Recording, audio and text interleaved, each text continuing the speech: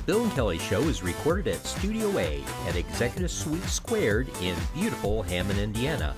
Now, here's Bill and Kelly.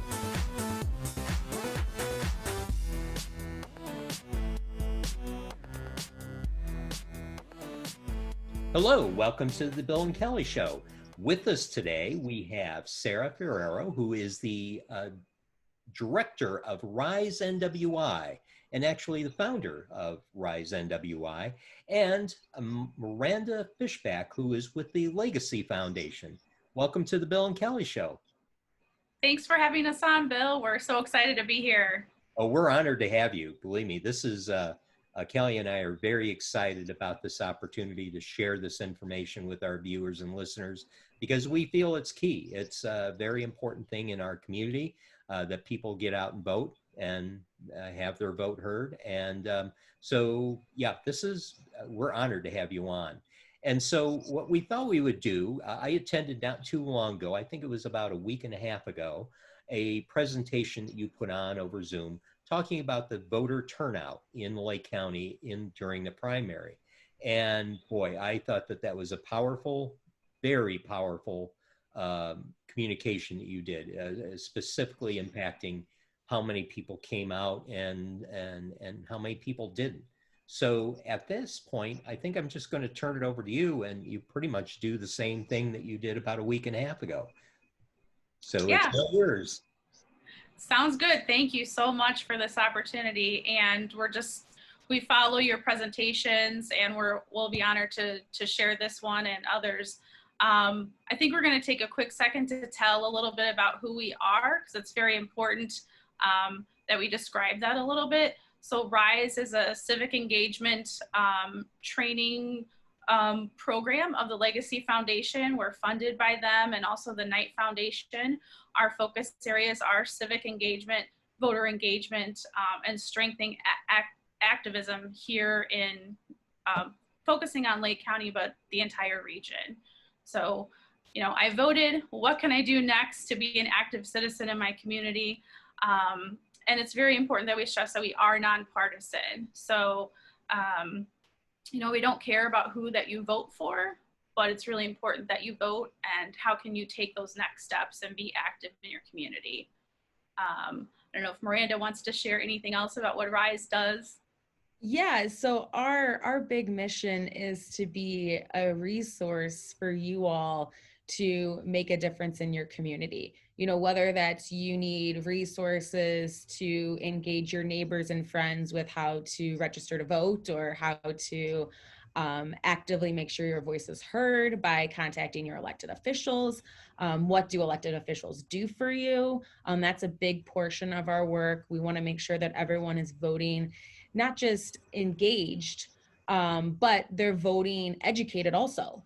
And you've got to sometimes take that step back to be like, okay, what are these individuals actually doing for me? They are making all of the decisions for me, and they should be representing my beliefs. And so we really lay it out for individuals to make sure that they are aware of what everyone's doing for you and how all the different positions work. But overall, we're just that great resource for the communities and for that individual. We're very moldable. That's one of the things I really like to take pride in with our program, because someone can come to us saying, I need X, Y, and Z, and we will do our best to execute that. Yep.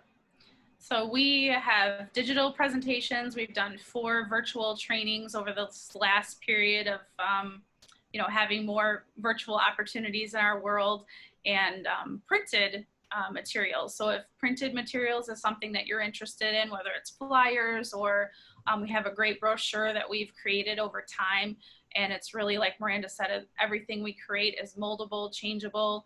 It's just about educating people about what's going on, who they can contact in their cities and towns, and how they can take that next step. So, and we're so honored to obviously have the funds to be able to do this. We're in our 3rd year. RISE kind of started up in late 2017, and then, this will be our 3rd year, and Miranda is kind of that backbone to carry everything that we do design-wise and outreach-wise. So, and then I'm there to continue on with what we need to do, and everything to outreach to voters, and our active citizens here in the region. Yeah, I guess we can go on to the next. Get started. Yeah. So I think we're going to start with a overview of the primary election. So Sarah, if you would like to start with that, can you see my screen?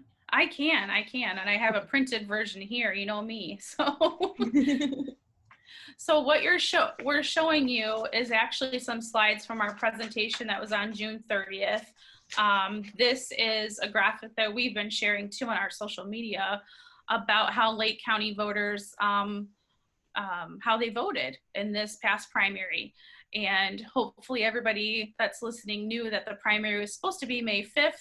It was moved to June 2nd because of everything that's going on with in our worlds and how are we going to hold an in-person election. We were given an extra month. Those decisions are made by our state officials. So that was a statewide decision. There's a state election commission and our governor had to make some decisions about that. So Lake County voters, that primary was June 2nd, and there are 360,000 registered voters out of about, the population in Lake County is about 500,000, and almost 24% of them voted, so 23.8% of the people that are registered voters voted. And as you can see on the screen, about 76% of registered voters in Lake County chose not to vote, did not vote in this primary. And then we have some data there for the number of ballots that were cast and the actual breakdown of the numbers of voters who chose not to vote. And then we find it very important to let you all know where we got this data. Each of your county websites, and this is from Lake County, and you can find more information on the Secretary of State's website, but each county has this data too after elections are over.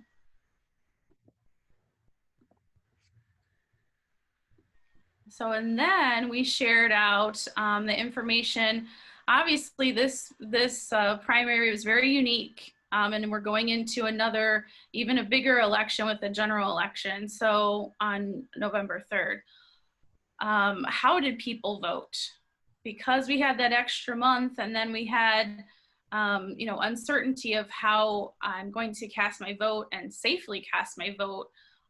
This is a graphic to show you how specifically to Lake County, how did people choose to cast their vote, those that did vote.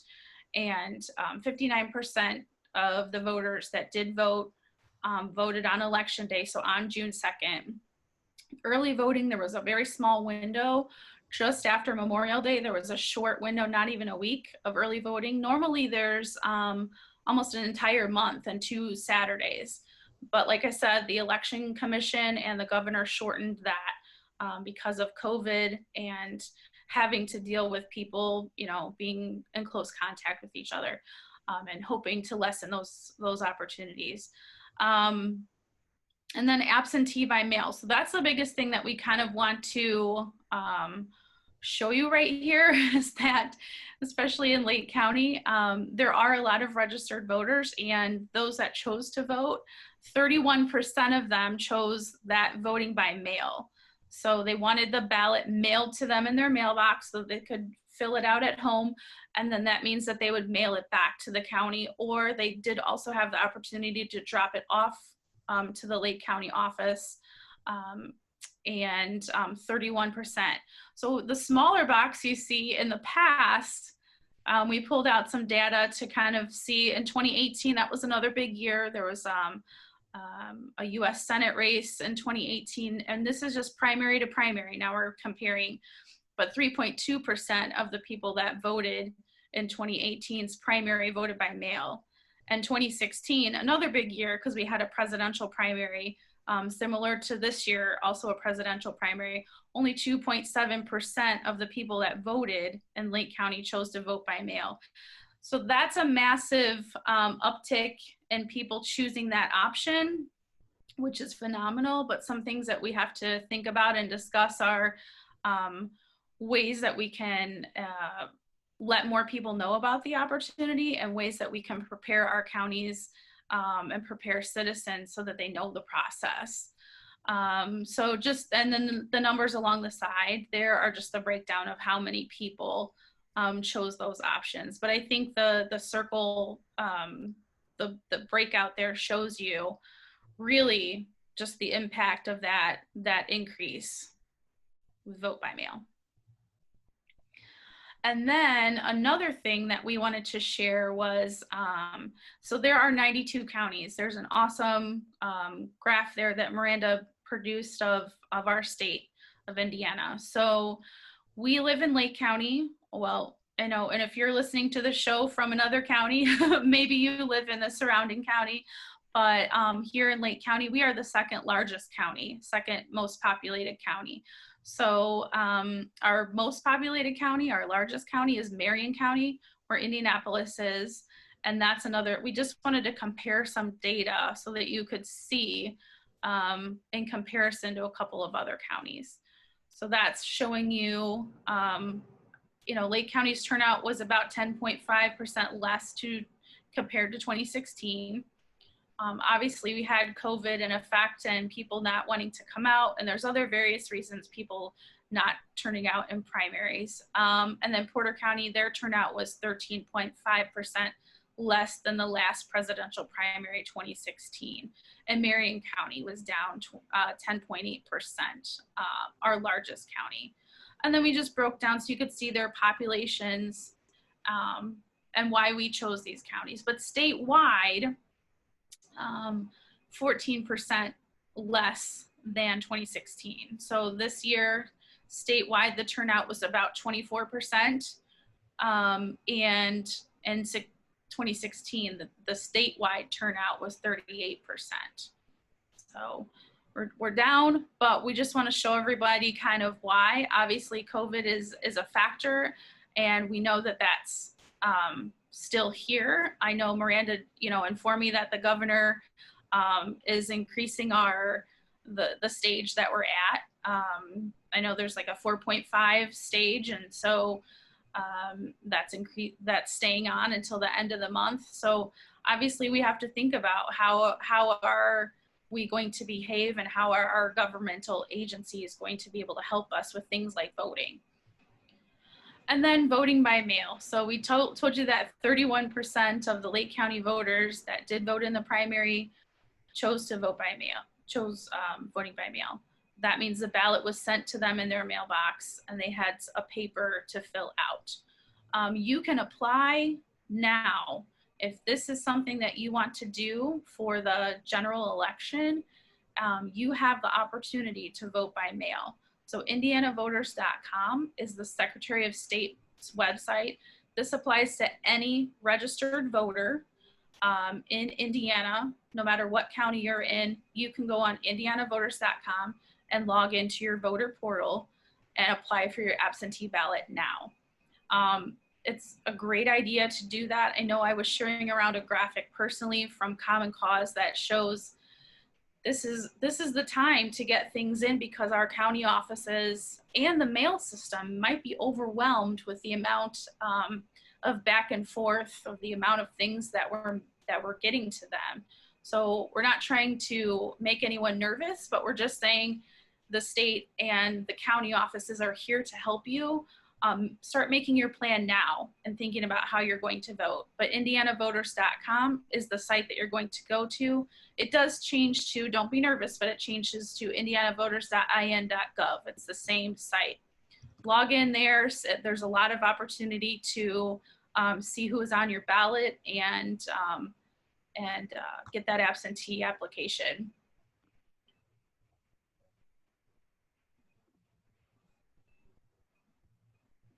And actually, I just pulled up the Indiana Voters website just to show that it is super easy to get to.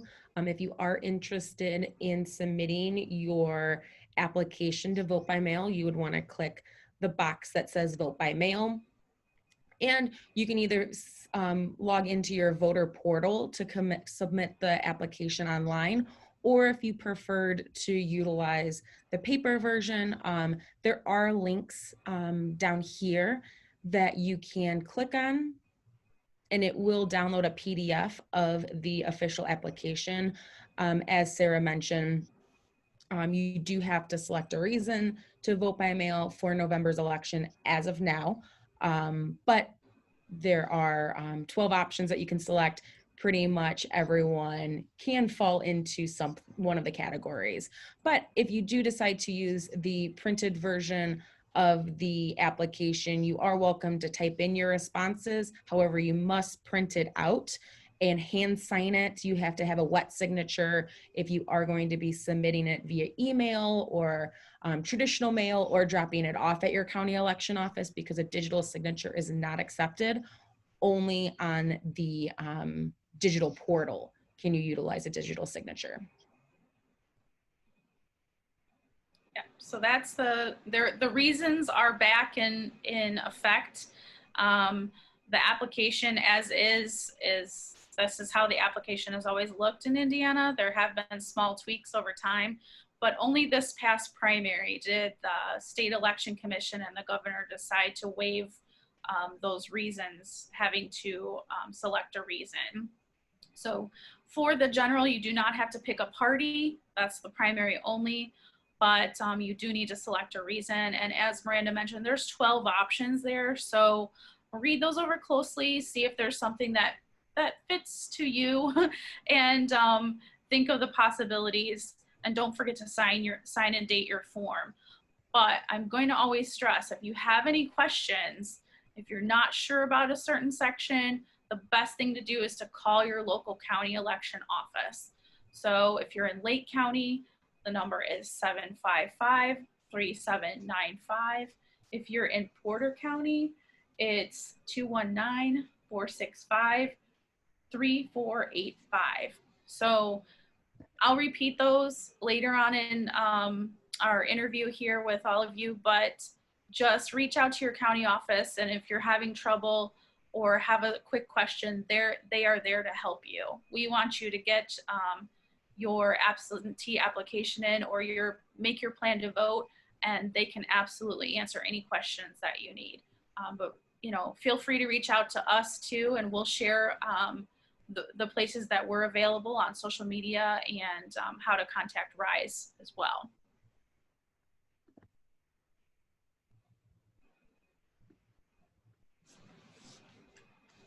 It was awesome. I do have one question. Can you go over the signature again? So you really have to print out the form and sign it and mail it. There's really no portal that you can do the entire thing through? So if you go to the Indiana Voters website and you actually log into your voter portal, you can complete your full application online. You do have to type in your first and last name, your date of birth, and the county that you're registered to vote in. And that will pull your voter registration form, basically, and you can submit your application fully online using that system. If you choose to print it off, if you don't want to utilize the internet or computer to do that, you can actually even call your county election office and say, hey, I would like a paper copy of the application mailed to me. Will you do that? And they will. So then you would get a paper copy of the application in the mail. You can fill it out and send it back to them, or drop it off, or you can email it. Or if you wanted to print that PDF off yourself, as I just showed on the screen, you can do that. But if you do anything with a PDF, or if you do anything physically on paper, you have to hand sign it. Another question I have, which is really pertaining to global election and primary. If a person moves, say Bill and Kelly, which we did, let's talk about Lake County specifically. If they move from one precinct to another precinct, maybe into another town or city, can you remind people what that time frame is to that you need to register in that new location? Yeah, so we actually have these timelines, Bill, are very important. And if everybody that's listening can remind 5 friends, text their family members, October 5th is the deadline to make sure that you're registered to vote, to be able to vote in the general election. So there is always a 30-day window where the registration closes. So that'll close at midnight on October 5th that you need to be registered. That website that Miranda pulled up before, indianavoters.com, you can also register to vote on that site. You can check your registration. If you have, if you've moved recently, you should update your registration. If you've changed your name or, just need to see what your registration looks like. But I will always stress, call your county election office. And if you're having trouble entering into the portal or doing something online, they can mail you forms or walk you through. Maybe you're already registered and they can just take some next steps for you and work some things out. But October 5th is that date that you must be registered by to be able to vote in the November 3rd general. But you can handle your registration completely online. Yes, Indiana has that portal that we just showed you, that page that we just pulled up, Indiana Voters. And the very first button is where you're going to click to register. If you are already registered, you have to be registered first to do vote by mail and to submit the application. Your county won't process your application unless you're registered. So if I submit a paper application and I'm not registered, if they can't find me in the system, there is a process for rejecting forms. But if I log into my portal, I can go ahead and do the application completely online, and I'm already registered. And so I'm just going to fill out that application there. Great. Now, in the past, I remember when I moved before, I always had to bring in like proof that I was living where I was, such as a bill or a utility bill. Is that true now, or has that changed? So in some states they have you do that. I know some other states even here in the Midwest, but what you're going to do to register online, you just need your driver's license number or the last 4 digits of your social security number, or the number that's on a state ID.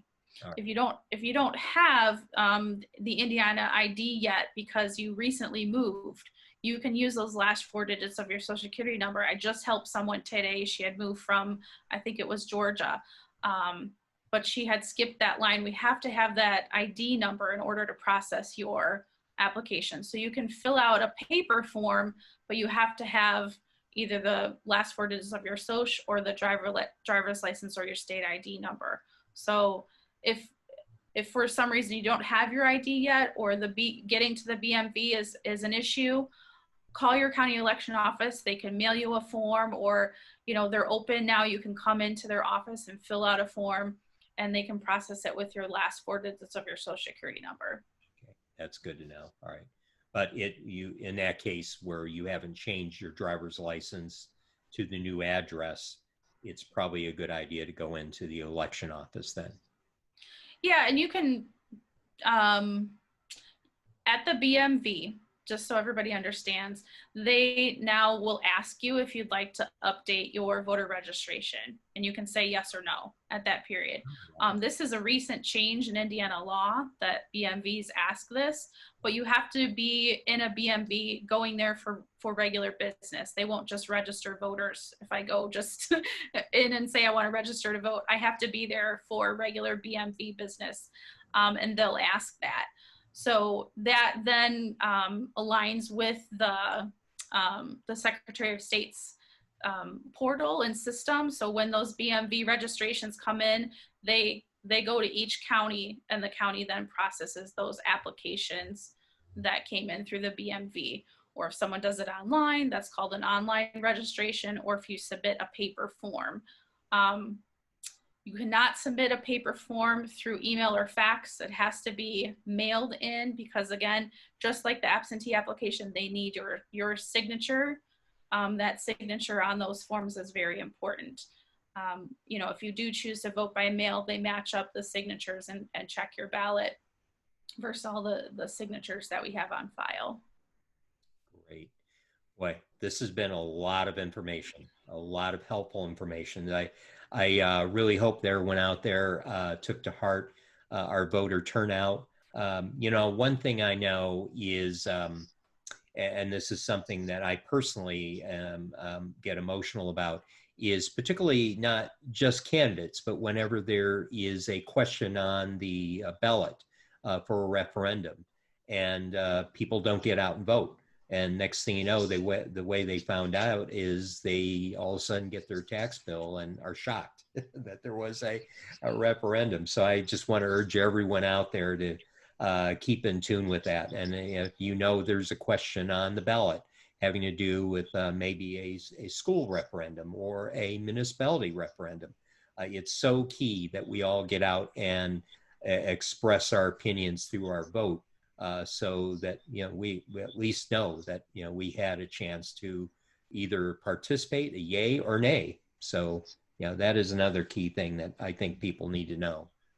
So, boy, this has been great. I think we'll have to, as we discussed before, save some more information for future shows, because this is a lot for people to process. Boy, I can't tell you how much I appreciate you coming on the Bill and Kelly Show and sharing this information with our listeners and viewers. It was absolutely wonderful. Is there anything you would like to share before we close out the show? We're just so excited that you asked us, and we're thrilled that you joined our presentation at the end of the month. The engagement in our virtual opportunities that we've been holding has been just growing and growing. More people are realizing, now they have to make their plan to vote, because of COVID made some things kind of all come to light for all of us in some interesting ways. So don't forget that you can vote by mail and check out that opportunity if you think that fits you. Early voting should start October 6th, which is the day after the early vote or the voter registration window closes. And then if you're going to choose to vote on election day, it's Tuesday, November 3rd, and polls are open from 6 a.m. to 6 p.m. If you are confined to your home, if you're a senior that's disabled, or if you're someone that's disabled, your county also has a travel board. Call your county election office and inquire about the travel board. That is a bipartisan team that comes with an actual voting machine, a portable voting machine, and they will vote seniors and other folks that are very confined to their homes and vote them. So the teams are trained, and it's a very professional system that's used. But you have to apply for that, and if that's something that you're interested in, I encourage people to inquire. Now I will tell you that they did not go into nursing homes this last time because they couldn't. And I know that's something we want to talk about in a future show. So just keep that in mind and keep your ideas spinning. I don't know if Miranda has some other things to share, but it's important to know how to find us and how to connect with RISE. Yeah, I would love to just invite you all to join us on our social media accounts. If you have any questions, please feel free to send us a Facebook message. You can send us an email, or you can give us a call. Our contact information is on the screen, but if we can ever be a resource to you, like I mentioned in the beginning, if you want to make a difference in your community, but you don't really know where to start, feel free to reach out to us, and we'd be happy to share resources and educational pieces and things like that with you. And as Sarah mentioned, Bill, we'd love to come back on your show. I'd love to see us take a deep dive on what people should expect to see on their ballots. One of the things that we do work very extensively with the League of Women Voters of the Calumet area is nonpartisan candidate surveys. So we go out and invite every single candidate in Lake County to participate in these nonpartisan surveys, so people can learn to see who's going to be on their ballot, what do these people stand for, and so they are able to vote educated. It's great. That's wonderful. Yeah, education and voting work hand in hand. You really have to know who you're voting for and what you're voting for. So that's key. Boy, this has been great. Man, oh man, it's going to take me. This is my second time going through it, and I still picked up some points that I maybe didn't pick up the first time.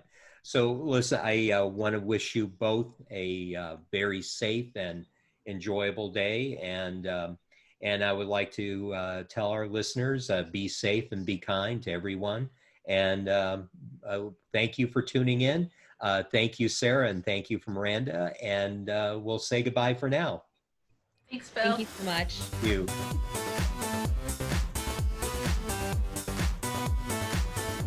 This episode of The Bill and Callie Show is brought to you by Executive Suite Squared by ATG, offering private and shared office space with 24/7 secured access, 3 state-of-the-art conference rooms, shared lounge and cafe area, receptionist, printing center, and fiber optic internet access with Wi-Fi throughout. Conveniently located just south of 8094 at the Kennedy Avenue exit at 2901 Carlson Drive in Hammond, Indiana. For information on how you can become a member, go to executivesuites2.com or call 219-844-2901. Executive Suites Squared, home to the Bill and Callie Show.